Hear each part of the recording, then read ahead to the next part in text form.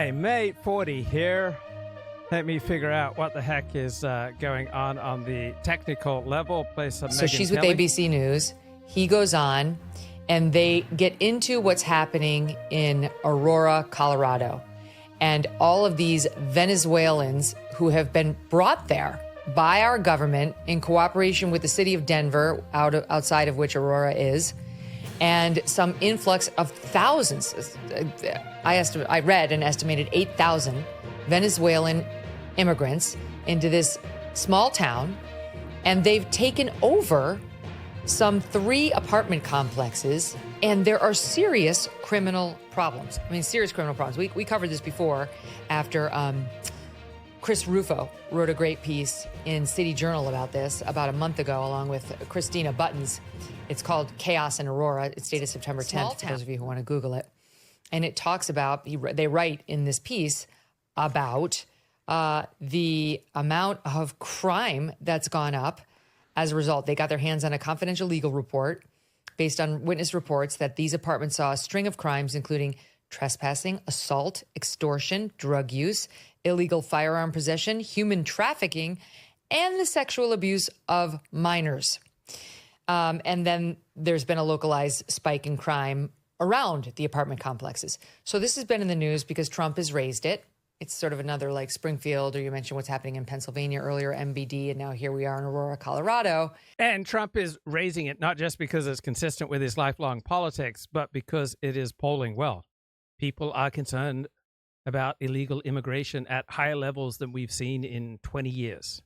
These are real life people being affected by these immigration policies that Biden-Harris have. And this is what happened because the mayor of Aurora, who's a Republican, who doesn't like Trump, he lost his bid for Congress. Trump didn't like him. They were feuding. Got out there and was like, it's a problem, but it's limited. And she brought that up in an interview with J.D. Vance. Look what happened. So do you support Donald Trump making those claims that the Republican mayor says were grossly exaggerated? President Trump was actually in Aurora, Colorado, talking to people on the ground. And what we're hearing, of course, Martha, is that people are terrified by what has happened with some of these Venezuelan gangs. Senator Vance, I'm going to stop you because I know exactly what happened. Martha. I'm going to stop you. The incidents were limited to a handful of apartment conflicts. That's incredibly obnoxious when you ask someone a question and then you stop them 10 seconds in. Is Martha Raddatz going to cry on network TV when Kamala Harris loses like she did when Hillary Clinton lost in 2016? Apartment complexes, and the mayor said our dedicated police officers have acted on those concerns. A handful of problems. Only, Martha, do you hear yourself? Only a handful of apartment complexes in America were taken over by Venezuelan gangs, and Donald Trump is the problem and not Kamala Harris's open border. Americans are so fed up with what's going on, and they have every right to be. And I really find this exchange, Martha, sort of interesting because you seem to be more focused with nitpicking everything that Donald Trump has said rather than acknowledging that apartment complexes in the United States of America are being taken over by violent gangs. Okay, let's just end that with they did not invade or take over the city, as Donald Trump said. I want to move on to just a few apartment complexes, no big deal. A few apartment complexes that the mayor did not seem was invading the entire city. She doesn't care about any of the crimes I just listed. And you know why she doesn't care, Charlie? You do know why. It's because Martha Raddatz, for at least the past 7 years, has lived in a house she paid $2.125 million for. It's a vintage home on a coveted block in Arlington, Virginia. Would you look at this? It's an estate. That's her home. It's a damn estate. Built in 1900. Look at this.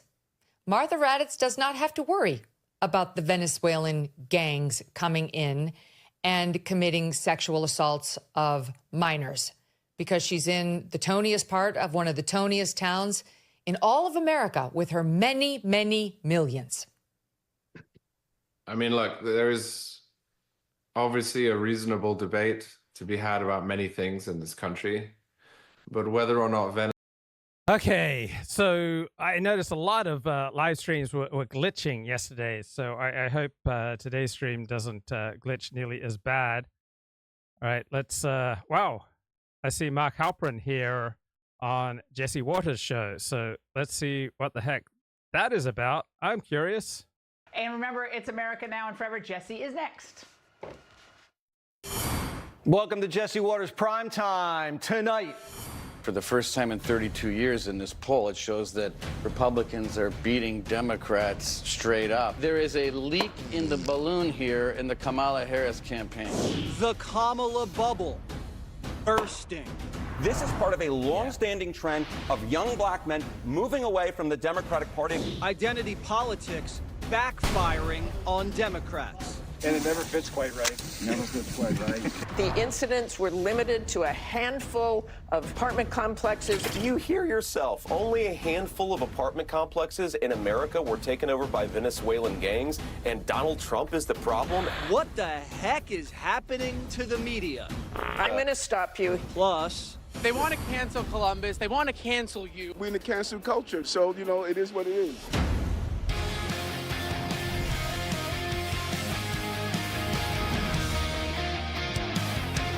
Democrats haven't felt this badly since Biden bombed the debate. The party is leaking like crazy. Anxiety, despair is the mood in Washington.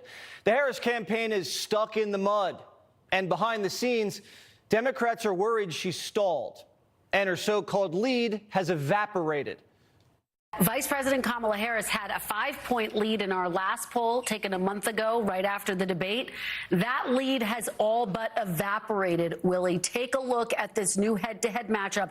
48% to 48%. That is what we call a deadlocked race. At this point in the election, Hillary was up 7. Biden was up 9. The betting markets of Trump's chance of winning is better than 50-50. And the battlegrounds are all tied up. So if the polls are as wrong as they usually are, we could know the winner on election night. Democrats are jittery. Trump's numbers are historic. And the bottom line is this. At this particular hour, if you believe the polling, Donald Trump's going to put up the best performance with black voters since Richard Nixon back in 1960. Not 68, since 1960. That's 64 years ago. Among Hispanic voters, Donald Trump's going to put up the best performance for Republicans since 2004 and George W. Bush. The media is preparing for the worst. They're wargaming a Trump sweep. Newsweek is even throwing around the L word. Landslide. 3 weeks until Election Day, and it's already started. The panicked phone calls. Concern in Wilmington and greater concern amongst Democratic elected officials who I hear from daily, asking me what I know, because they know I know some stuff, and telling me explicitly and through their questions, they are worried, okay? Doesn't mean she won't win, but that's how we head into the weekend, okay? Democrats are worried about where things stand. Democrat insiders are growing worried that the euphoria over Harris's entry into the race hasn't translated. They say she hasn't given voters enough reason to vote for her, and she's feeling the pressure. Barack sent her on a media blitz, and she said she was no different than Biden. And now the Harris campaign is changing strategies again. After snubbing the Fox debate, now Kamala is going to be sitting down with Bret Baier this Wednesday. All week, Kamala is going to be playing defense. She'll be campaigning only in Pennsylvania, Wisconsin, and Michigan. Her map is shrinking, but she claims she has faith. It is easy in these moments of crisis to question our faith, to sometimes lose our faith for a moment, because what we see is so hard to see that we lose faith or a vision of those things we cannot see but must know. I don't know what she just said. So after calling on the Messiah to scold wavering black men, Democrats are letting loose the comeback kid. But there's one problem. Nobody recognizes him.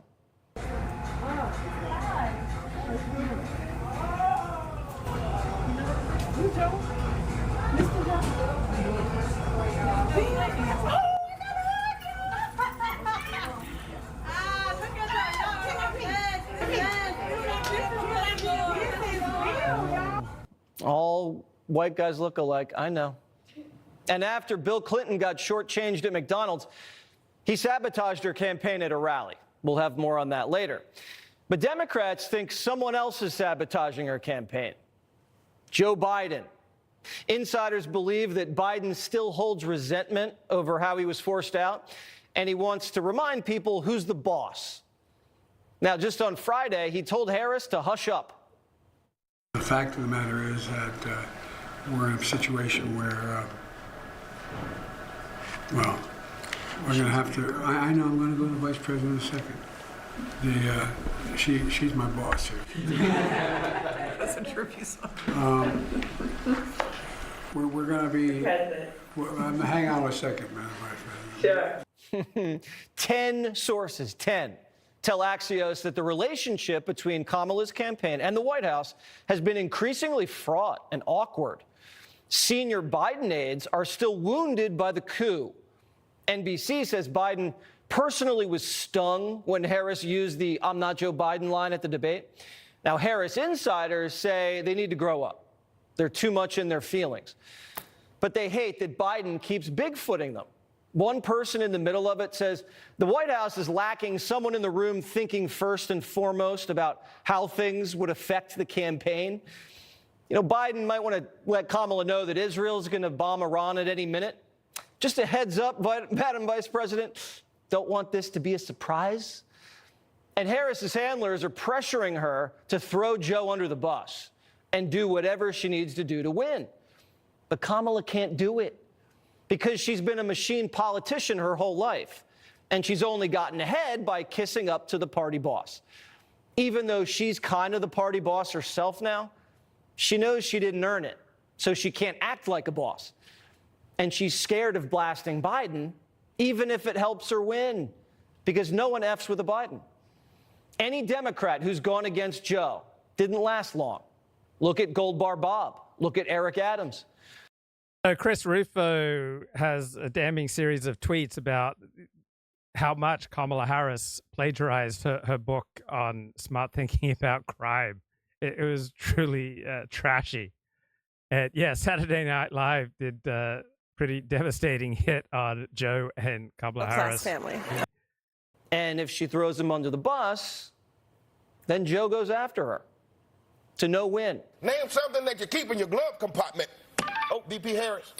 Steve, look, I was raised in a middle-class family, all right? Oh, here we go. Okay, my mother raised my sister and me, all right? Yeah. She worked hard and saved up. Yeah, uh-huh. And we had a second mother, too. Okay. Did that mother have a glove compartment? A small business owner named Miss Shelton. Okay, we got that. Something that you keep in your glove compartment. Oh, a Glock, Steve, a big old Glock. So they know it's a sinking ship, and the media's been given the green light to ridicule her. And they keep going. Watch. Campaign has raised $1 billion. Oh, my Lord. How are you not winning by a landslide? That's a question I scream into my pillow every morning. Kamala raised $1 billion in 3 months, and she's still the underdog. So I got my latest COVID booster this afternoon and my flu shot, so I'm expecting to feel pretty poorly tomorrow, so might as well go live today while I'm still standing on my feet. Oh, more good stuff here from Can't Turn It Off. She lacks confidence and is seemingly terrified to take any unrehearsed or unvetted policy questions. Harris is also a member of the Biden-Harris administration. Okay, let me see if I can get to the subject topic. Whatever happened to Tucker Carlson? Great article here in the Dispatch. Bunch of Never Trump Republicans. It dropped October 1st. When 9/11 truthers confronted Tucker Carlson on the campaign trail ahead of the 2012 Iowa caucuses, the famous former host of CNN's Crossfire, when he wore that bow tie, didn't mince words with the conspiracy theorists. It's filthy to say things like that with no evidence, and you have none, so you should stop, Carlson said. What about the family members of 9/11 victims who are asking questions? Parasites like you make it worse for them, he replied. The 9/11 truthers also confronted Carlson about his decision to abruptly leave a 2008 Ron Paul rally. Head of the 2008 Iowa caucuses, Carlson, who initially supported the Iraq War, wrote a profile of Ron Paul for the New Republic. which he concluded that he admired the anti-war Texas Republican congressman and presidential candidate so much that he wanted to wear a Ron Paul sticker. In September 2008, Carlson was emceeing a Ron Paul rally in Minneapolis where 12,000 supporters were gathered, but he walked out of the convention after Jesse Ventura, the former Minnesota governor, began spouting 9/11 conspiracy theories. I was enraged by it, Carlson told the 9/11 truthers in Iowa. It just totally discredits libertarianism and the ideas of Ron Paul and liberty itself if you start accusing people of things on the basis of no evidence. When a truther asked him about the evidence presented by Alex Jones, the famous all-round conspiracy theorist, Tucker Carlson replied, I don't know Alex Jones. I don't have any feelings about Alex Jones. When the camera in his face stopped rolling, Carlson playfully said, Alex Jones, F you, Alex Jones, freaks me out. When he then realized a different camera was still rolling, Carlson said, I don't really know much about him at all. Last week, the Tucker Carlson live tour arrived in Reading, Pennsylvania with a special guest, Alex Jones. Fans snapped up seats via Ticketmaster for $34 to $199. VIP tickets, which typically go for $1,600, sold out. Alex Jones is my friend, Tucker Carlson told the crowd in Pennsylvania. There's nothing to be ashamed of. So I think what's going on here is audience capture.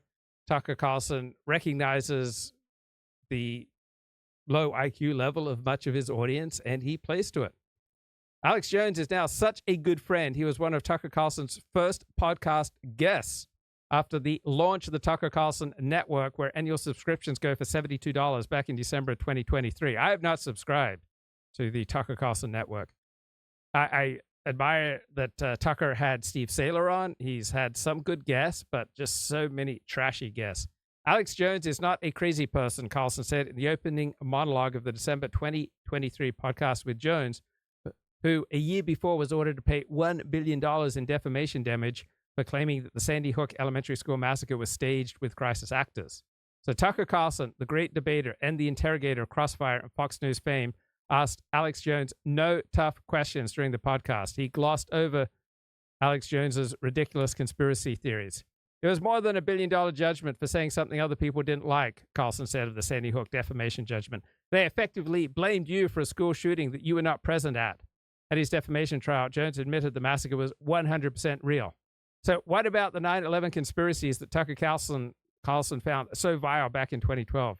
I'll just confess that I first heard of Alex Jones when he questioned the official story behind 9/11, and I, speaking for myself, was deeply offended by this. I didn't take any time to find out what he's saying, said Carlson, who now calls Alex Jones a prophet who predicted 9/11.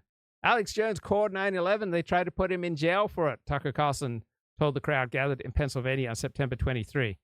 Tucker's toughest question for Jones that evening, what's it like to be vindicated on everything? So what happened to Tucker? It's a question you hear a lot around Washington, D.C., where the former Fox News star is usually referred to by his first name alone, not because of his fame, like a Hillary or Oprah, but because pretty much everyone had some personal contact with him. Tucker was such a man about town in Washington, D.C., and such a media fixture that in 2021, 16 reporters told the New York Times that Tucker was a great source for Trump White House gossip and news. Pretty much everyone, including those who knew him well, remains perplexed by his transformation in the Trump era. It's been a parlor game for 10 years now. What happened to Tucker Carlson? Because everybody knew him and everybody's trying to figure it out. Well, I think Tucker has grown towards attention the way that plants grow towards the sun. What happened to Tucker is that he went from being a P.J. O'Rourke libertarian in the 1990s to an Alex Jones nationalist in the 2020s. Why did it happen? There are various theories: fame, ego, power, money, ideology, lunacy, but none is satisfying by itself.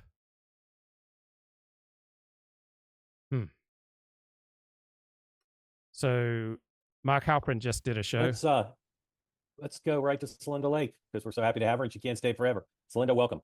Oh, wait a minute. I'll do it. Here we go. Celinda, I'm going to unmute you. Thank you. Members, Pennsylvania, and women voters. So you're not working for either the DNC or the Harris campaign? No, I switched over to the independent expenditures. Yeah. Okay. So here's my first question for you about the Fox interview. People are saying this gives her a chance to reach different voters. It seems to me that there's also going to be some symbolism here that she's showing, taking tough questions, etc. So if you were to explain to folks the logic of doing her first ever interview on Fox less than 3 weeks before Election Day, how would you explain it? I think, well, first of all, I think Bret Baier is a really, really smart, fair interviewer. And I have had the privilege of being on his show, and he's not like some of the other people that I won't mention. Several of them are not there anymore. So, but I think you're right. First of all, 41% of independent voters and swing voters watch Fox. So the first thing you're doing is targeting a lot of swing voters, and the second, and a lot of blue collar swing voters. The second thing is, I think it does show that she's open, taking questions, can handle questions wherever. I think this has been a little bit of a false rap from the press. And then thirdly, I think it shows strength, and it's a great opportunity to get her economic proposals out. Many of her. Right. Do you seriously believe that Kamala Harris would be doing Fox News if she wasn't desperate? Economic proposals, the ones centered around middle class, the populist ones, are very, very positive with Fox audiences. So I think it's a really good opportunity for her, and I'm really pleased that she's doing it. Okay. I want to ask you about some criticisms that have been made, not just by Republicans and some journalists, but by some Democrats, of things going on with the Harris campaign, and have you explain them as you see them, whether you agree that there's something negative going on there, or push back and say, no, it's perfectly fine, and explains it. Her schedule seems pretty light for someone who's trying to introduce herself to the country. So, for instance, today, she left Washington about an hour and a half ago. She didn't do any public events all day. I'm sure she's doing stuff behind the scenes, but statistically, she does like less than one event per day, I think, on average, since she became the de facto nominee. Even now, she's, like today, she's doing one event. So people are saying, if she's really fighting for the nomination, why isn't she going to 4 media markets in battleground states per day? What would you say about that? I'm not really an expert. I actually personally had the opposite impression. I think that she's out there a lot. You got to remember, she's trying to jam 2 years into 2 months. So I guess my perspective on it is she's doing a lot because she's doing different kinds of meetings, the field meetings, the staff meetings, the prep meetings, the message meetings. And then I think it's smart that you have one major event where you concentrate your message so that it isn't diffuse and all over the place. But that's not my expertise. I kind of had the impression that she was out a lot. Well, isn't it part of a pollster's job, though, to say, like, go to this media market in this state? And with the following message, isn't that something pollsters do?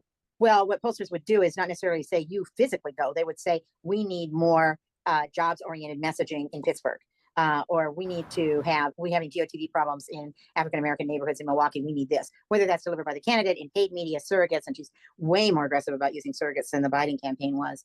Right. We wouldn't necessarily say how to implement it. We'd say, yeah, these are voters you need to reach for this purpose.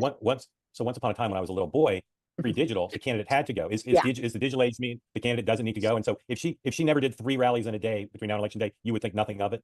I would think nothing of it, and I would think it's good because that same rally is getting repeated. And what we need is representation. Right. It is really hard to break through right now, and I think they're juggling presence with concentration and focus. So would you say that those who criticize President Trump are doing a rally in California, that's also a baseless criticism, because as long as he's doing a rally and it's being covered? Well, and it's national television, and absolutely. Yeah. I mean, this is not the parochial Nixon campaign where you go to Alaska just before the election because you promised to be in all 50 states. It's a totally different era. And I think he went to California because he does need to raise money, and he went to California because the place he chose was a good audience for a message that he wanted to get across. Right. Okay. I see some great hands up from folks who've been involved before, so we're going to hear your questions for Celinda pretty soon. But I want to ask a few more. So another criticism is that the campaign is spending a lot of time, including her time, trying to woo black male voters. Mm-hmm. And Barack Obama, when he did it, gave a message that some have characterized, including some black Democrats, as hectoring. So how would you explain this intense focus with 3 weeks to go on a core Democratic constituency? Well, African-American men have been, first of all, African-American men will be the second highest voters for her, no matter where they're at, and only by African-American women. So they will be your second best voting group. But when you're even, or when you're 1 point up, when you need turnout, then every vote matters. And so it's different whether you're at 76 or 96% with a particular group. So she's right to be emphasizing, and Trump is emphasizing black men. In some ways, you would say to him, what are you doing emphasizing a constituency you probably get 16% of? Well, he's doing it because it comes straight out of her base. So I think she's being very smart to notice where there are changes and where there's some softness and going in there to strengthen it up, because every vote matters. Okay, back to the subject topic. What the heck happened to Tucker Carlson? All right, Tucker Swanson McNear Carlson, right? Not a typical name of a populist. Grew up in La Jolla, California, rich suburb of San Diego. Followed in the footsteps of his father, Dick Carlson, to a career in journalism. Tucker is strongly motivated. He's interested in everything. He knows everything. He read War and Peace when he was 8 years old. Dick Carlson, his father, said in a 2006 C-SPAN interview. Tucker's father started his career in journalism in California. Later served as the director for the Voice of America during the Reagan administration. And Tucker admired his father, got his big break in Washington journalism when he was hired as a 26-year-old staff writer at the Weekly Standard. After bombing his job interview, unable to impress the editors with good story ideas, Tucker wasn't going to get the job, but executive editor Fred Barnes' wife, Barbara, urged him to reconsider. Tucker's wife, Susie, was a teacher at the school attended by the Barnes' younger children. Fred Barnes persuaded his colleagues to give Tucker a second chance, told Tucker to bring some story ideas this time. At his callback interview, Tucker had great ideas, got the job. Before the first issue went to press, the editors realized they had hired an exceptional talent. Andrew Ferguson, senior editor at the Weekly Standard for almost its entire 23-year history, calls it in the summer before the magazine's September 1995 launch. Staffers were busy in the office building up a backlog of stories when deputy editor John Podhoretz walked into his office carrying a hard copy of one of Carlson's articles. Podhoretz slapped the print copy against his knee, saying, "The guy was born knowing how to write a magazine article. It was just a fully formed, perfect piece." And the chat says, why do people who could genuinely move things in a better direction always choose to pander to the lowest common denominator? Good point. I remember when Tucker stabbed Ron Paul in the back on the eve of the New Hampshire primaries with a live hit job on Ron Paul and his connection to racist newsletters. Horatio said, I didn't get either the COVID booster or the flu shot, and I feel fine. Good to hear. Tucker kept on producing pieces that were the perfect balance of seriousness and levity, and he was not afraid to report. He did great coverage of Senator John McCain. He had a light touch. He was recognized by other outlets. He was freelancing for Esquire, Forbes, and Talk. He left the Standard after the 2000 election for a TV contract at CNN.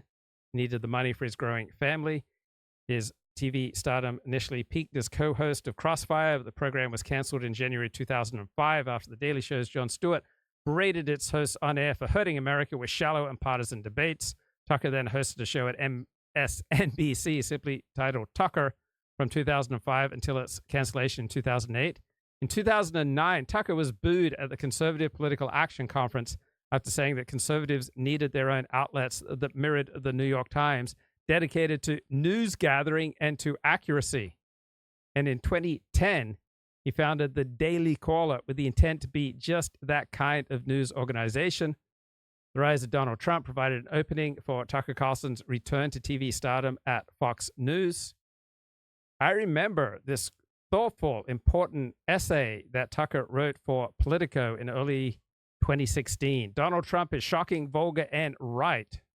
So Tucker saw a lot to like in Donald Trump as an anti-establishment wrecking ball. And with few Fox News contributors willing to defend Trump early in the primary, Tucker Carlson began getting more airtime in the evening. Just before Election Day in 2016, he was named the host of the 7 p.m. show. He had the highest ratings in cable news, but his tenure as a primetime star was marked by an increasingly bizarre behavior that became even worse after he was fired by Fox in April 2023. So the pundit who started out anti-Trump, spending more time attacking Trump's enemies than defended him, after he left Fox, ended up shilling for Vladimir Putin, promoting conspiracy theories and elevating anti-Semites. Latest round of What Happened to Tucker kicked off September 2nd when Tucker hosted a little-known amateur historian named Daryl Cooper. Carlson began the show by praising Cooper's relentless curiosity and honesty before adding, I want you to be widely recognized as the most important historian in the United States. Cooper told his audience that Winston Churchill was the chief villain of the Second World War for letting the war expand beyond the invasion of Poland in 1939. Tucker did not ask Cooper any tough questions, didn't press Cooper when he suggested that the Holocaust happened by accident. And Daryl Cooper's true nature was quite obvious before he went on the Tucker Carlson show. Right, he posted a lot of positive tweets of Nazis and Nazi-themed regalia. He tweeted a photo of Hitler in front of the Eiffel Tower and said the picture was infinitely preferable in virtually every way to a photo of the Paris Olympics opening ceremony where drag queens appeared to mock the Last Supper. After the podcast aired, Cooper, who declined the opportunity to debate an actual World War II historian, tweeted that Hitler initially sought an acceptable solution to the Jewish problem. Cooper's Substack subscription soared. His own podcast topped the charts on Apple. What the heck happened? Right. Some who knew Carlson struggled to explain his elevation of Daryl Cooper. Beneath that cheerful and outgoing and friendly exterior, Tucker is a cauldron of anger and resentment, says a former Fox News colleague. It's almost like he's trying to aggravate everybody. I aggregate everyone. Tucker's trying to aggravate everyone. Former colleague thinks Carlson is probably as talented as anybody in our business. venture to guess that doing stuff like elevating this crazy historian and saying other quasi outrageous things helps Tucker Carlson have an impact? Right? So this Daryl Cooper interview accomplished something that Carlson has done only one other time since being fired from Fox News last year. Tucker has the entire political media ecosystem paying attention to him. The last time that Tucker set the world aflame was in February when he flew to Russia to conduct a softball interview with Vladimir Putin. So Tucker does not need to boost a Nazi revisionist historian or to shore for Putin for the money. Right? He was making $20 million a year at Fox News, but now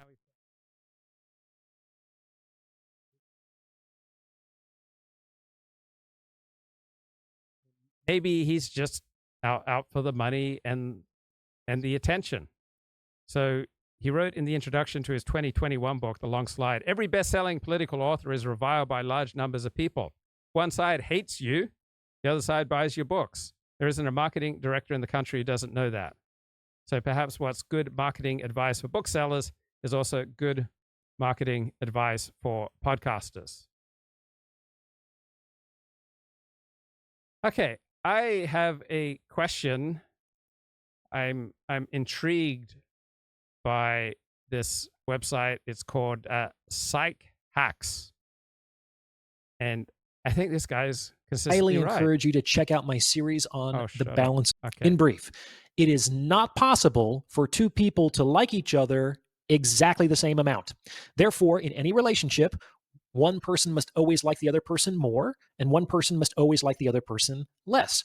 The person who likes the other person more is the adorer, and the person who likes the other less is the adored. Now, these two roles are gender neutral. Both men and women can be adorers, and both men and women can be the adored. And both roles come with their pros and cons. It's not actually better to be the adored and vice versa. However, in my opinion, it's generally better for women to be adorers, and I'm going to back up that statement in this episode. Now, it may sound strange. This completely matches my life experience. I've never had a relationship work when I was the adorer. And my relationships have only worked to the extent that I am adored by the woman I'm with. But most people, men and women, most people actually want to be adorers. Most people don't think they do, but they actually do. And this is because most people are looking for that feeling. They want to find their person, to feel excited about a relationship, to be in love, to feel lucky to be there. Most people want to feel these things in a relationship, but these emotions are not shared in the same degree between the two roles.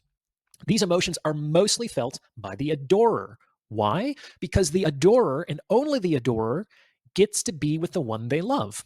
The adored, on the other hand, gets to be loved by the one they're with. It's not nearly as emotionally compelling of an experience. So if you want the emotional dimension of love in a relationship, you're really looking to be the adorer. Now, before I go any further, if you're liking what you're hearing, please consider sending this video to someone. All right, let's move past the shilling.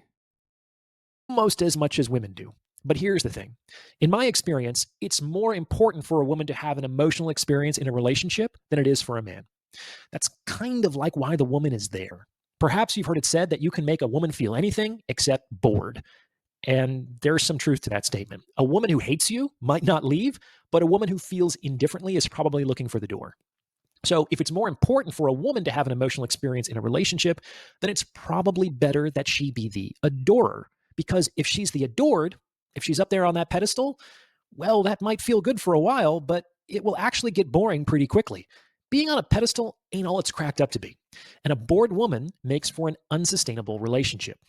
Men, this is what you have to understand. Two people in a relationship cannot occupy the same place. And so when a man insists on being the adorer, he kind of robs the woman of the opportunity of being the adorer, which isn't really doing any one of them any favors. And this is because you can't have two adorers, and you can't have two adorers because of the balance of attraction, which maintains that two people cannot like each other exactly the same amount. Insisting on being the adorer forces the woman to be the adored, which robs her of the lion's share of emotionality in the relationship. Make sense? Now, there's another important reason why it's better for women to be adorers, and this reason has to do with hypergamy, which we have now talked about a few times on this channel. Okay, I think he's exactly right. Let's get Kip back on the show. Kip, what's going on, man? I just called to say, what's up, Luke? What up, What's bro? up, baby? Hey, I just figured I'd rap at you a little bit if your schedule wasn't too tight. Yep, I'm wide open, bro. Fantastic. I was just gonna. One thing we hadn't talked about is my dad told me he was in the back of a 2.5 ton pickup truck or troop carrier when he was in the Army, and he was down there near Homestead, Florida during that whole Cuban Missile Crisis stuff. Wow. And when they announced that Kennedy had been shot, everybody in the back of that troop carrier broke out cheering. So isn't that weird how that isn't the way it transmitted in the history books, but that's the way it actually went down in the 60s when my dad was in the Army down there in South Florida.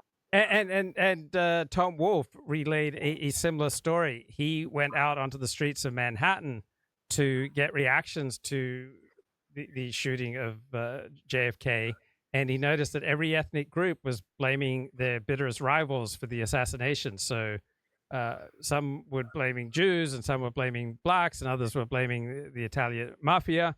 But his story never got to see the light of day. It never was published because it went against the prevailing narrative that America was in grief.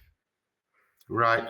One of my many proofs that we might be here for more of a universal purpose is I was a very aware kid. There was probably a few things in my life that made me that way, but I can tell you were very aware, maybe as an 8 or 9 year old. Am I right? You were in some ways, and other ways I was pretty not attuned. Well, I would imagine you growing up around the church, you didn't really know much about the darker elements of life, but you knew all the G-rated stuff pretty doggone well. But one thing that used to irk me, and I'm talking about when I was 8 or 9, is I hated, and this is why I think we might be here for a purpose, is I hated the way my little 8-year-old, 9-year-old life would swing from this like level +10 down to 0 and would keep going down all the way to -10. And I would be like, man, this sucks. And then it would as soon as you got a good feeling of how bad it sucked, it would zoom back up, to something north of that. And then, I don't know, I would always get this impression as soon as I would be level 8, level 9, level 10, I'd be looking around going, oh shit, the bottom's getting ready to drop out from under me. Did you get those feelings? Were you that aware as a kid? Looking back now? Somewhat. I've had these dramatic swings of emotion, which got blunted when I finally got on my ADHD medication. Right. But just like I told you in our last discussion, rich people want to live in a world where the crystal doesn't get broken. They can't. As a kid, I was trying to tune my life to get to I didn't have to live at +10 because I knew what happened once you get to level +10. I wanted to try to live at level 5, where every day was like ice cream. You know what I mean? It wasn't hard drugs, but every day was ice cream. But I couldn't even get that. It was like you must learn this, my son. Take that, take that, take that, and it never would stop, no matter how much I tried. Like we talked about bubble wrapping your existence. Even as a kid, man, I think I'm talking from experience because as a kid, I tried to bubble wrap my existence. Impossible is what it is. Well, you obviously don't want to be bopping around from +10 to -10. I think people, and academic studies show this, people are born with a certain baseline level of happiness that they don't tend to deviate from. So some people are able to go through life at a 7 out of 10 most of the time. Other people, their baseline is a 4 out of 10. So I'm not afraid of feeling giddy. So I'm not afraid of those 10 out of 10 feelings. They hit me. So right. I know some people want to keep everything controlled. So when I feel 10 out of 10, I just let it wash over me. I enjoy it. but I no longer have the dread that means inevitably I'll go back to -10 out of 10. I just expect to go back to a more reasonable baseline, something like 5 out of 10. Right. No, I understand.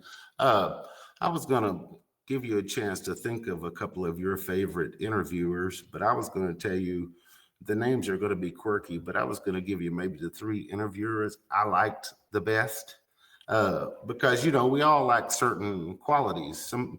But what I like generally in an interviewer is the questions that they ask. And also it's like, I don't have to tap them on the arm to say something. It's like they're reading my mind. You get a good interviewer, he is listening just like he was an audience member, and he'll say, wait a minute, you're getting too far ahead, back up a little bit and explain X, Y, or Z. But this guy named Jeffrey Mishlove was my favorite interviewer, still is my favorite interviewer. And he had this show it used to be called Thinking Aloud, and then it was called New Thinking Aloud. And he was right out there in like Silicon Valley. So I mean, he got the full spectrum of some of the wisest people you would ever come across. And then on the very next episode, it could be the craziest son of a bitch you might ever run across in your life. You get what I'm saying? And it would oscillate from genius to crazy, who he might be on. But he treated them all with such respect. And it was like he was wringing out a rag, getting the most out of the 30 minutes or however much time he had with them. And the second guy is that first guy is about 70 now, that Jeffrey Mishlove. Second guy is a guy named Henrik Palmgren. I think he's over in Sweden somewhere, and he's probably younger than me. And something about his tone and the way he talks. On Red Ice, the guy on Red Ice? Yes, it's got a hypnotic quality to it. So it's almost like he's cheating. You get what I'm saying? Some people just have qualities that a normal person can't bring to the game. But that Henrik Palmgren, again, I would say 63% of his audience members were batshit crazy, but he still treated them the same as the 37% of sane people, that had some level of genius to them, whatever it was. He could find it, talk about it, get the most out of them. And then I would say the third guy, and you definitely aren't going to know this guy, but his name's Jason Burak, and he has a little YouTube channel called Wall Street for Main Street. And it's very underappreciated, but he gets people on the show that they may only know like bonds, but they know bonds inside and out. You know what I mean? You're getting the very cream of the crop of somebody that just knows one thing. Because as you can tell in the society we live in, Luke, nobody can really be a generalist anymore. You know what I'm saying? Well, I didn't prepare for your question, but I'm just thinking back. I think Larry King did a pretty good job on his interviews. There was a talk show host at KGO in San Francisco, Ron Owens. I liked his interviews. And a talk show host named Michael Jackson, who was big on KABC radio until the 90s. I thought he was an excellent interviewer. So generally speaking, I think the shorter the question, the better. And Larry King was good at asking short questions. Yeah. Where was it where he kind of did a bad interview and was like asking somebody about their dead relative or something? I don't know. He kind of like had a bad interview one time, but I generally agree with you about Larry King. Every once in a while, he would seem out of touch, like with was it Seinfeld? He seemed a little bit out of touch when he interviewed Seinfeld. But my God, what can we expect from the guy? He was as old as Methuselah by then. You know what I'm saying? Yeah, and I'm not even. That's just my vague impression that I enjoyed listening to Larry King. And I think there's a former interviewer, Roy Firestone. Is he the guy who was able to get so many interview subjects to cry? And Oprah, she gets so many people to cry. So I would expect that both Roy Firestone, Oprah, and any interview host who's able to allow their subjects to cry. Barbara Walters, I think, was a pretty good interviewer as well. Yeah, I don't know if it was Roy Firestone, but I know, my God, Roy Firestone hadn't been on in 35 years, and I'm still wondering, was he white? Was he black? White. What was Roy? Was he white?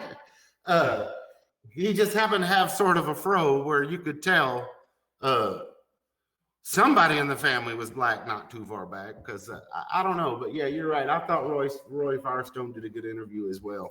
Well, I was going to try a Gedanken, I guess you'd say, thought experiment with you, but I was going to ask you a question, and then we could look up the answer together. But one thing I don't know, I'm not so technically savvy to know if I give you a Google search word, if you can look it up on your end and get the absolute same search results. Is that the way it still works?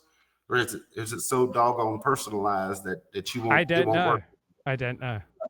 Anyway, the thought experiment was going to be, when you think about a little kid, just beyond the age of, I've been thinking about this since my kids were doing like their first pictures, because something profound kind of struck me.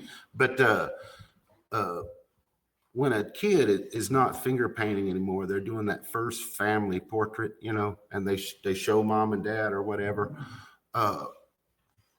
You would expect, of course, there's going to be a mom and a dad. Unfortunately, today, there's probably not going to be a dad 100% of the time, but we're going to have parents, and then we're going to have the children themselves. But what else would Luke Ford expect to see? Let's just say, you know, 30% of the time, 40% of the time, you know, you're going to see a house sometimes when a kid does their first family portrait, right? Yeah, I haven't thought about it. I would expect something to do with his parents and family. Mm-hmm. But it may be, you know, but so when I think in generality of what we expect to see, maybe a house a third of the time, maybe 40% of the time, maybe a dog or a cat, right? Maybe a tree. Maybe there's a favorite tree that they've got like a tree house or something in or whatever that they'll include in the picture. But generally speaking, that's about it, right? That would be about it, would you say? Sure, I've never thought about it much. I understand. The sun is in the picture about 65% of the time. And I'm taking a snapshot. What I have done here before I got on the phone with you is I just put in Google children, drawing, family, and then I flipped over to images, and it was about, when I stopped counting, it was like 17 out of 22, 17 of the first 22 included a sun, sometimes animated, sometimes not. So what's that all about? I don't get it. The sun, you mean the sun that shines on us, or the sun? I don't get it. Yes, sir. The sun that shines on us? I have no idea. Right. Well, the thing working around in my head, and that has been ever since about 2007, is children, you know, although they come in before we tell them things are this way, things are not this way, do this, don't do this, think this way, don't think that way, they have a strong association with the sun, enough that it's in, you know, probably two-thirds of the first portraits that a child will draw. So that's just something to think about, isn't it? I mean, you're not having kids. I understand this is something you hadn't even thought about, right? But correct. Even now that you've thought about it, you're like, you would think maybe a house or a pet would be more prevalent, you know, but it wasn't. But anyway, later in time, you can come back and maybe do a Google search for children, drawing, family, flip over to images, and then that way you can get a good snapshot. It's almost as if you're in a first grader's classroom, you know, where instead of them being on the wall, you're just scrolling up and seeing them, and you can see that for yourself and kind of like, you know, okay, got it. The kind of mystical things that Kip thinks about. You know, one time somebody told me a good analogy. about a steak, and I was gonna, or they told me an analogy, and they used eating a steak, but the analogy was about desire. Can I try to quickly give that to you, if you don't mind? Okay, because what they were trying to show is how I've told you before that I believe that most people are drugged around by desires to the point where they don't have a lot of free will. And to give you an idea of what somebody will do is maybe they've worked real hard on a Friday and they're like, man, I sure would like a steak for dinner. And they stop off at the grocery store and they get a $15 cut of meat. And then they get something to baste it in, and they get a salad, and they get the baked potato that they want. And then they go home and they do all the prep work. And, basically they put in about 2 hours to put together this gorgeous steak and potato and salad just the way they want it. And then we're going to express the desire for that steak as a gallon of milk, just a mental gallon of milk. And right now, it is at 100%. Their desire has been strong, and right now their mouth is watering for that steak. But a strange thing happens. They take maybe 3 or 4 bites of that steak, and that gallon of milk that was at one time 100% desire, it's now been knocked down to about 60, 70%.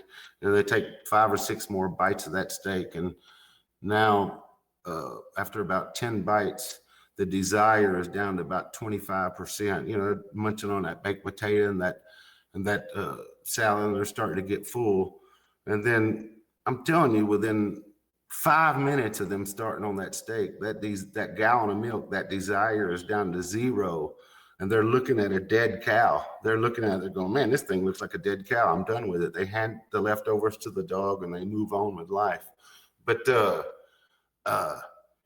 it's just strange how the desire really, I might have told that a little wrong, because actually after about like 5 or 6 bites, that desire, I think most of it is gone. But just trying to show the hollow nature, of that. And the worst part about it is after you scrape off the plate and throw it in the dishwasher and all that, 45 minutes later, you're going to be craving a bowl of ice cream or something, whatever it is. That's just the way.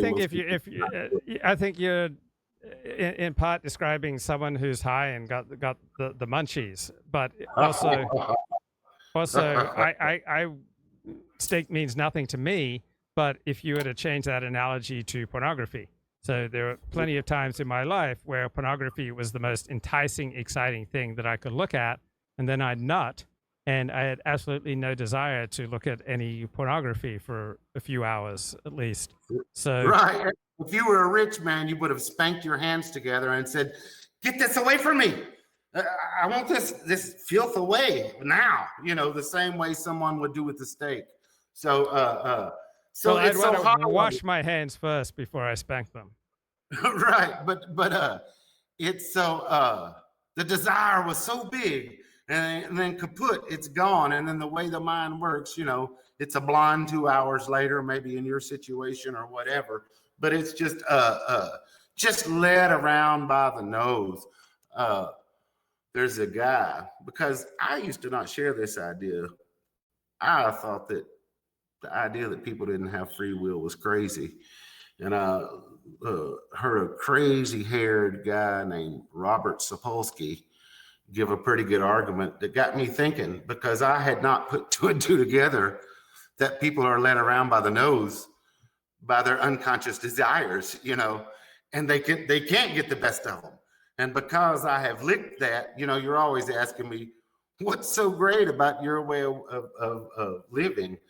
And I'm almost. Oh, you've licked this. You don't suffer from these normal human foibles. You don't eat too much, for example. No, because I just think about, if I eat too much for dinner, I just think about what it's going to feel like when my stomach's trying to digest it at 11 o'clock, 12 o'clock, whatever it is. So what's your weight? What's your weight, Kip? Just under 200. And what's your height? 5'10" and a half, not quite 5'11". Okay, so you're about 20 pounds overweight. So why are you 20 pounds overweight if you've got this discipline? Yes, I actually have ultimate discipline, but I tell you what, I was supposed to renew my gym membership about 45 days ago. And there's always a fight with my dogs, Luke, where I have to like try to pretend like a cat burglar to get out of the house. You know what I mean? Because you're like, hey, you should just tell them Daddy will be back or whatever. But they get all bent out of shape. They like to go so with it's me. your dog's fault that you eat too much because you're obviously eating too much because you're overweight. I don't. No, I don't eat too much. Then why are you 20 pounds overweight? I probably just eat. I've told you this before. I'm probably the laziest person in the world. Probably the laziest person. But these are one of the things. This is one of the things where I don't know if it's Cal, Chemadog, whoever, but there's hangups about the fact that I protesteth the spiritual life. And I don't know. I think you, y'all, them, they think I would be better if I was working. I would just be better to be working. Yes, even though money isn't the deal anymore. You think I should? I think you should get a job and be of service to other people. Yeah, but I'm already of service to other people. I spend my Saturdays with my mom. I can't really talk to you in the mornings from Saturday from like 9 to 3 because I spend that time with her doing her weekly stuff. And I spend time with my dad and my pets. And I talk to my kids on the phone. And I got my own sanity to worry about. So why would we needlessly why should I go down to Walmart? Why should I join the mortgage industry or the banking industry again? Why would I do that? To be of service to other people and to receive more feedback. So you lead an isolated life. So you may be the disciplined, admirable mystic that you paint yourself as. On the other hand, you could be deluded, and you wouldn't know that you were deluded until you're having close daily interactions with other people. But you get to live in a possible world of delusion. It may be a world of enlightenment. I don't know. But it's possible that in your drugged state and your isolated state that you are deluded about the nature of your life. Yeah, it's just possible that you don't understand it. I mean, that's true. Do you know a thing about perennial philosophy? I mean, an absolute thing. Do you know? Have you ever even heard the word? I have heard the word, and I don't think I have thought much about it. Okay. It's Aldous Huxley. Yeah, he wasn't the first, but you're right. He did do a book on that. So what do I gain by claiming that Luke is it? What do I claim? What do I gain by claiming Luke is it? I don't have a book to sell you. You're just my friend. So what did I claim? Or what do I gain by claiming you are it? Is it just something neat and cool and novel? If I wanted something neat and cool and novel to share with you, I would just tell you, hey, Anton Chaikin has a great little thing called the Scottish Rite and the KKK. He did a hell of a lot of analysis on it. If you like conspiracy theories or whatever, check it out. I mean, I could go that angle with you if we want to talk some conspiracy, but what do I gain? I mean, what do I gain by telling you you're it? What do I gain by telling you Tat Vanasi, thou art that? What do I gain by that, Luke? Nothing that I'm aware of. Okay. So you know that I respect you. I'm not trying to fleece you. Yep, I'm not I know trying to dazzle you with brilliance or baffle you with bullshit, right? Yep. I'm not trying. Okay, so we understand that. I just wanted to make sure. Yeah, I have tremendous respect that you can take criticism and challenge, and it doesn't get to you personally, because 99% of people would have gotten pissed off by now at the way I would challenge the things that they say. And it speaks very highly of you that you have overcome this hypersensitivity to criticism that does not benefit the overwhelming majority of people. Right. In your world, if the culture was Luke Ford type people, shamans wouldn't be allowed. You get what I'm saying? I understand areas of your thinking where you have hangups, and in anything that gives somebody any kind of a vision, anything that brings them closer to the God, you ain't about that. So you get what I'm saying? If we lived in the Luke Ford sphere for real, there wouldn't be no shamans. It would be it would be No, I recognize that for some people, shamans are adaptive. For some people, believing in mysticism is adaptive. So some people get destroyed by the accoutrement of a normal life, such as holding down a full-time job and living a life closely immersed with family and extended family and friends. That doesn't work for everyone, right? Some people are better off pursuing a path that you're on. I recognize the varieties of the human experience.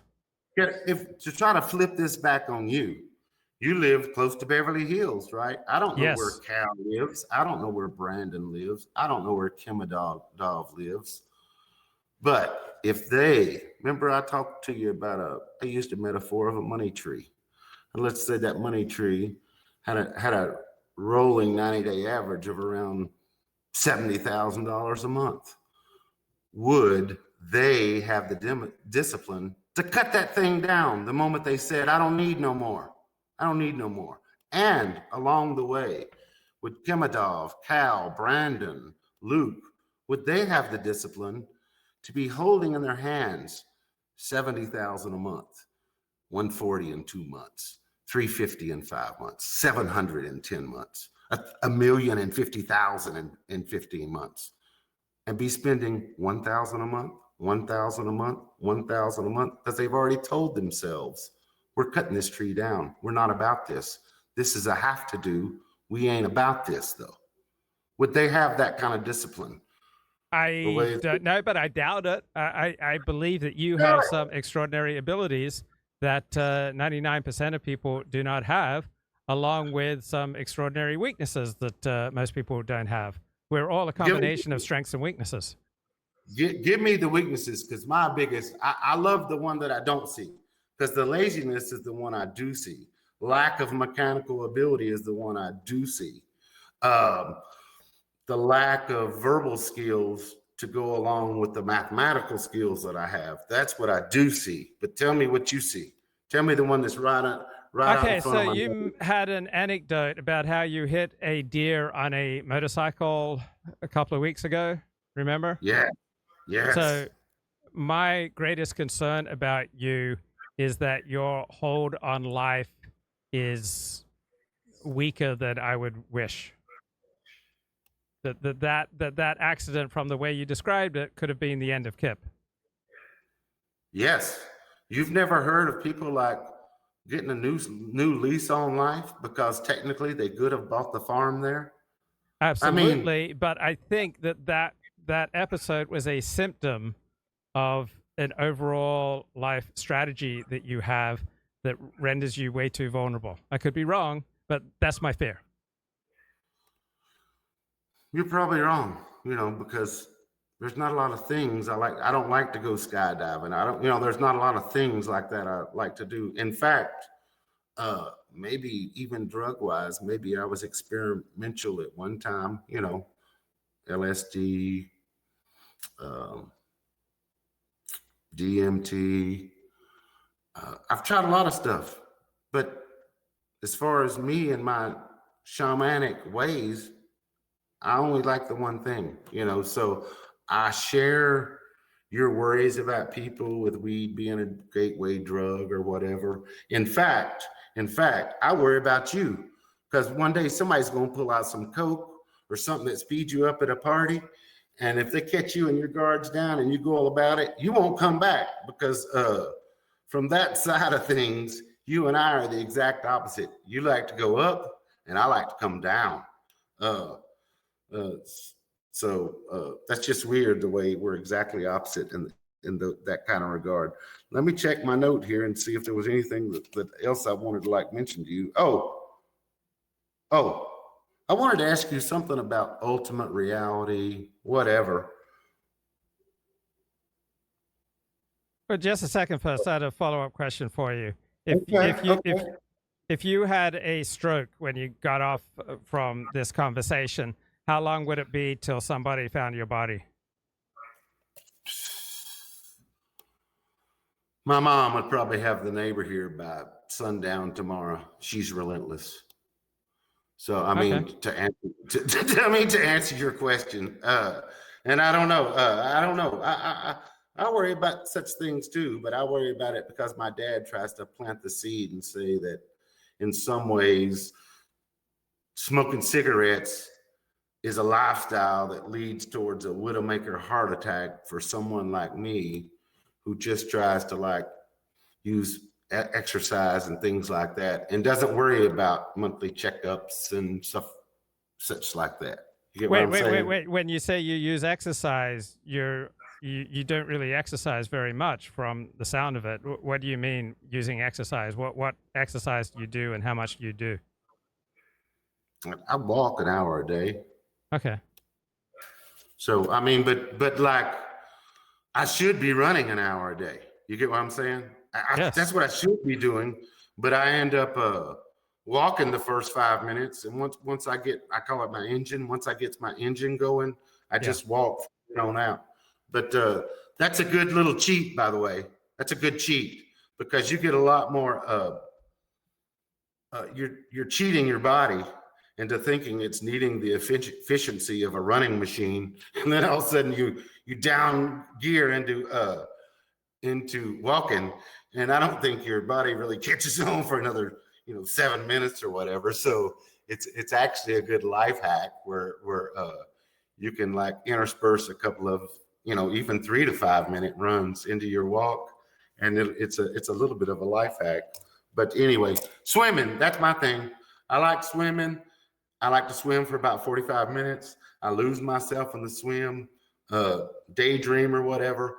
I can't do the same thing when I'm running. I'm stuck in the moment. When I'm walking with the dogs, I'm stuck in the moment. So if I had the heart to shake off the dogs and go renew that $355 membership at the gym, that's the thing is swimming. I just like to swim for a mile, and it's a nice way to pass the time. Any other questions you had for me? Yeah. If the United States did not give Israel any funds, but Israel had to stand on its own 2 feet, would that affect how you felt about Israel? If it had to stand, I would say good for Israel. Good for Israel. But at the same time, I told you how I feel yesterday. I don't think they can get along with the neighborhood. And I don't think they're going to level up their thinking. And what does level up their thinking mean? I assume that's a Southern phrase. Well, it just means, you got people that are supposedly 2 standard deviations smarter than all the people around them. If that's the case, it should be like dealing with the help. You get what I'm saying? It should be something where they could be convinced to love their servitude or whatever Israel has planned with them. The thing I feel like I'm playing with a deficit with you when we talk about Israel is maybe there's some agenda that you should clue me in on. Maybe Israel's the 51st state because it's keeping an eye on the oil supply out there in the Middle East. If there's something that I'm missing other than Israel is just supposed to be a normal state out there, let me know. I mean, clue me in on something. Okay, I'll clue you in. I don't think the United States should be deeply involved in the Middle East. I don't see any reason why there should be American forces in the Middle East. I don't believe the United States should subsidize Israel. I believe that American attitudes towards Israel should be entirely based on American self-interest. And I don't believe that Israel is a 51st state of the United States. So there was another point that I wanted to make, but that's what jumped out at me. I would want Israel to stand on its own 2 feet. I don't believe in the U.S. subsidizing Israel. I don't believe the U.S. has an advantage at at getting so deeply in the Middle East. I think the United States, I see a very, very good arguments for the U.S. just entirely pulling its forces out of not just the Middle East, but also Europe. I don't see that NATO is of advantage to the United States. On the other hand, I am quite open. I'm much more open to the United States protecting Taiwan and moving its focus to the threat of China. But as for the Middle East, I think the U.S. should probably just completely withdraw from the Middle East, let the Middle East sort itself out, because no matter what happens in the Israel, Gaza, Hamas, Hezbollah, Iran war, it has absolutely nothing to do with the well-being of American citizens. The American government should be devoted to the well-being of American citizens. It should not be devoted to the well-being of Israeli citizens or Jordanian citizens. And so I'm America first. Yes, yes. Amen. Amen, Brother Luke, on that. I would tell you, now I know you're a transplant, but are you familiar with the Monroe Doctrine? Yes. We will not allow any other power to have any foreign bases in the Americas. Okay, so how do we square Taiwan and China? If we're willing to say they're legitimate, then how do we square Taiwan and China without sounding like a hypocrite? We would be a hypocrite, right? Taiwan is, we should expect China to exercise its own Monroe Doctrine, which would mean supremacy over the island of Taiwan, but it doesn't mean that we need to give in to them if we can stop it. Yeah, we're going to be philosophically inconsistent, but here's another foundation to the way I view the world. Your interests are more important than your principles. America's interests are more important than philosophical principles about human rights and moral and logical consistency. I could tell that you think that way, definitely when it comes to Israel. That's why it is a blessing to hear that you're not so married to the state of Israel as I thought you were. And then, of course, carrying along this line of discussion with Ukraine being in the Russian sphere of influence. Yes. And do you believe with me that a lot of that is about the natural resources under the ground there? I think it's just the Monroe Doctrine. I think what's good for the goose is good for the gander, in the sense that I would expect Russia to demand the same kind of power over Ukraine as the United States exercises over every other country in the Americas and their foreign policy. Now, here's the problem. If we tried to be like, we're trying to be like, play it straight around the world and try to be as fair as we can with everybody. I don't know how our dollar survives. It has done so well now, but part of that was everybody having to use dollars. And when they don't have to, that could be a problem, because remember, we basically print up $7 for every $5 that we take in. It's just that it's just that so much of that happens is going overseas, for the lack of dollars, that we don't feel the inflation, except for maybe we felt it 21, 22, 23. And this is just me and you talking, but Trump caused a lot of that. I don't know if it was trying to get votes or maybe the hype on COVID, because you were in on that hype too. I still am. Somebody talked him into spending like $6.5 trillion over budget that year. And you and I know that stuff, that inflation doesn't happen like in the moment, but by God, it was happening all through Biden's presidency. And that's what I told my dad, is that Trump was sort of a Democrat in disguise. He was just like an unwoke Democrat. But I worried then. I told my dad that the Democrats are going to say $6.5 trillion. He thinks he can overspend on a budget. We'll show him what overspending on a budget is. And to their credit, I don't think they ever hit $6.5 trillion over budget like he did in 2020. But Luke, they've been doing 2 or 2.5 every year. You get what I'm saying? They've been killing us slowly, whereas Trump pulled out the knife and killed us, all at once. He took the blood all at once. And they've been trickling it out slowly, kind of bloodletting us a little bit. So that's what I worry, because I already tell you, I think Americans we're just so soft now. I worry about us having the willpower to fight a hot war. So you say, well, we still have economic dominance. And that is true. But there's a fine line there, Luke, of playing it warm and fuzzy and being fair with everybody without being so fair, that we lose and we're all like living the level of subsistence of a Walmart worker. You know what I'm saying? Yeah. What So I think. if you want the facts, apparently Joe Biden is on course to run up the federal debt $7.2 trillion.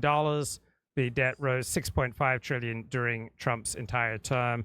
I'm not sure if that's inflation adjusted, but that's where we're at. It wasn't that Trump ran up the deficit $6.5 trillion in 1 year. It was during a 4-year term. Well, I think he did probably about 6 trillion of that at the end, where he had been more level-headed for the first 3 years.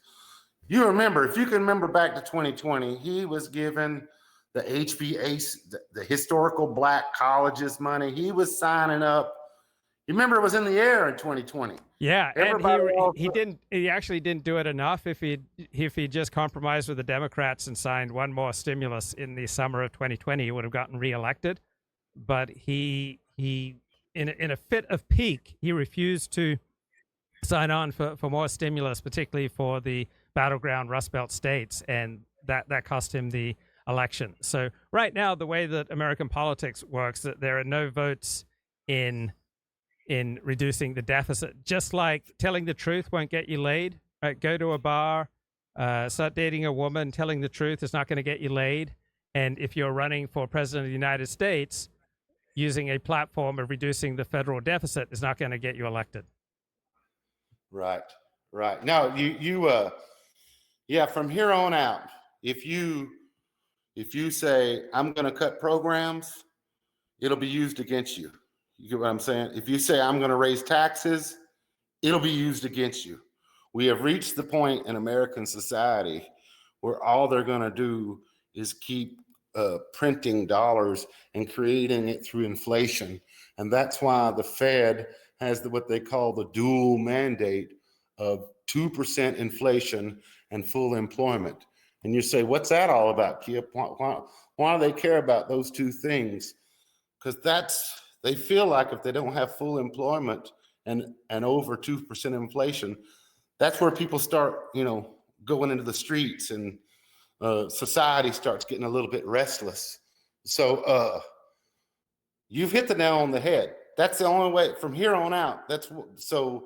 Remember Paul Ryan? Remember what a deficit hawk Paul Ryan was? And he was not a winning addition to Mitt Romney's ticket. So if you say the right thing and it results in failure in life, it's worth considering. Perhaps it's best not to say the right thing. Yeah.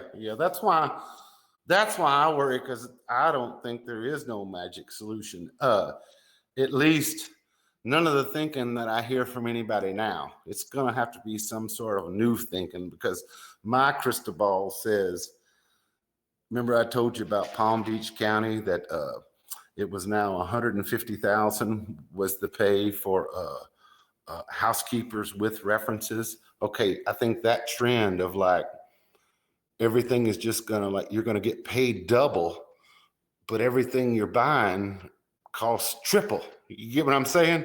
The inflation, the pay raises are gonna keep going up, because people are gonna demand them the same way the Teamsters demanded that 72%. But the cost of living is gonna go up so fast that you're chasing something that you can't ever catch. It just gets further and further away. And as long as they've got people willing to stream across the border and play the game, who's going to change? They talk a good game, but who's closing that border? You get what I'm saying? And you hide and watch. They're going to put a camera. They talk about getting rid of 22 million people, and you hear people say that. I can't see I can't see the politician that's going to watch a kid getting separated from its parents or some kind of dramatic bullshit that the libs are going to stage, like they always stage stuff. They're going to stage something that's heart-wrenching or whatever, and that'll be the end. Those 22 million people will be here unless they've committed like felonies, aggravated felonies. Okay, so I remember when Donald Trump was running in 2015 and 2016, there were a lot of people who sounded like you who said to me and said to the world, there's no way that Donald Trump is going to follow through on his promises. And my response was, there is no way that Donald Trump is not going to make some progress towards his promises. And Donald Trump made some progress towards his promises in the 2016 campaign. And I guarantee you, he will make some progress towards his promises in 2020. Right now, it's very likely that Republicans will win the presidency, will retain the House, and will flip the United States Senate. We will have Republicans in all parts of the election, right, winning out in the presidency, the Senate, and the House of Representatives. And I guarantee you that there will be a reduction in refugee intake. I guarantee you that just as we saw under Donald Trump in his first term, there will be a substantial reduction in illegal immigration. I suspect there will also be a reduction in legal immigration. I suspect that we will have lower crime rates. And these are the things that are most important to me. So I guarantee you that Trump will make some progress in his promises. Right? Obviously, he's not going to fulfill them 100%. But if Trump even accomplishes 10% of his promises, then we're going to be far better off. America was far better off under Donald Trump than under Joe Biden. And Axios is doing a series of articles on what's going to happen if Trump wins. And Axios notes Trump's immigration policies would echo nationally and quickly.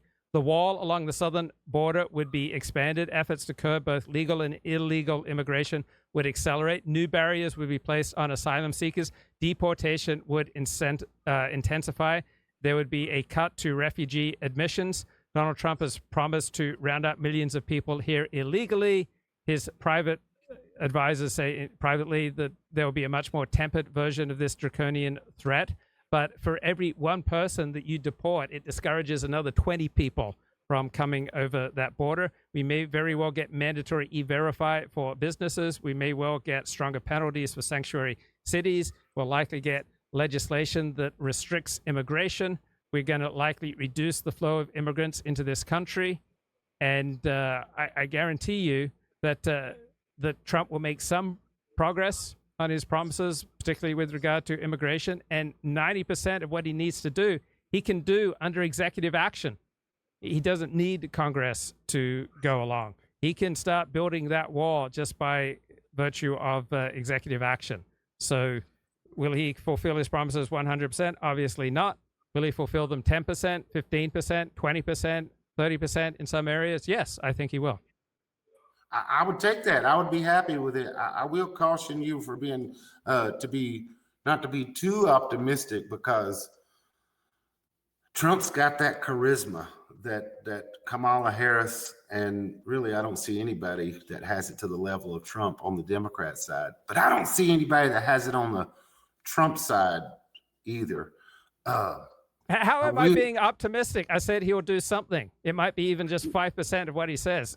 Reckoning that a politician might go 5% in progress to fulfilling his campaign promises is not exactly optimistic.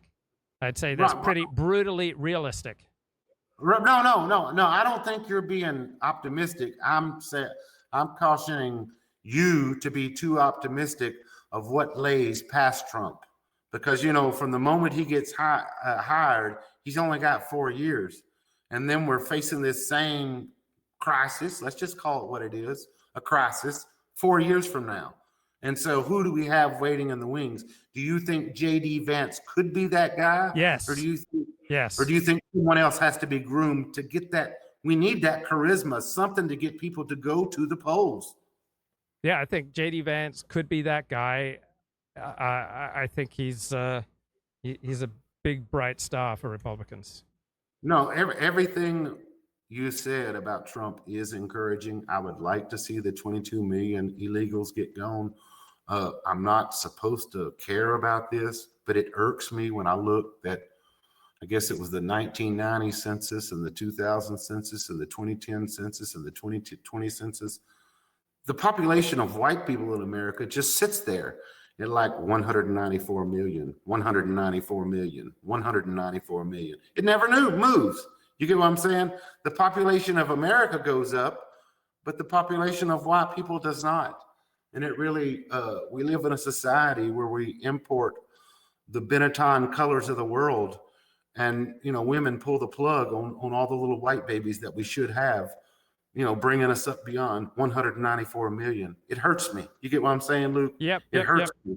It's the flower. The flower's getting snuffed at. I used to hear Aldous Huxley. Maybe I've mentioned this to you before. Aldous Huxley, the guy that wrote Brave New World, the guy that wrote that book, The Perennial Philosophy. I would hear him talk about before World War I and after World War I. And he talked about all the smartest classmates he had, most of the brightest teachers that he had. They were all gone. None of them came back from World War I. They were all gone.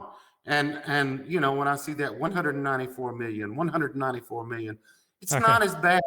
It's not as bad as what happened in England, but the people who are keeping us at 194 million are the people in the trailer parks having 5.6 kids. It's not the right people keeping us at the 194 million. So let's hope Trump or somebody will do something to stem the tide on this scourge of abortion too. All right.